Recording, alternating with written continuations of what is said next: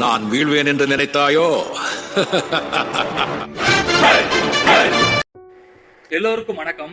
ஒருவர் நல்லவரா இல்ல கெட்டவரான்னு தெரிஞ்சுக்க ரொம்ப சூப்பரா ஒரு குறள்ல சொல்லியிருக்காரு வள்ளுவர். தக்கார் தகவிலார் என்பது அவரவர் எச்சத்தார் காணப்படும். தக்கார் தகவிலார், நடுநிலைமை உடையவர் நடுநிலைமை இல்லாதவர் என்பது அவரவர் எச்சத்தார் காணப்படும். எச்சம் என்றால் மிச்சம். ஒருவர் செய்த செயலால் அவருக்கு கிடைத்த நற்பெயர். ஒருத்தரை பத்தி ஊர்ல விசாரிக்கும் போது அவரை பத்தி மக்கள் என்ன சொல்றாங்க? நல்ல விதமா சொல்றாங்களா இல்ல கெட்ட விதமா சொல்றாங்களா? புகழ்ந்து சொல்றாங்களா இல்ல பழிச்சு சொல்றாங்களா? எச்சம் என்பது நற்பெயர், பழி, புகழ் அப்படின்னு எடுத்துக்கலாம். இன்னொரு விதமா சொல்றாங்க, எச்சம் என்பது அவரோட சந்ததிகளாலும் அவரோட பிள்ளைகளாலும் தெரிஞ்சுக்கலாம்.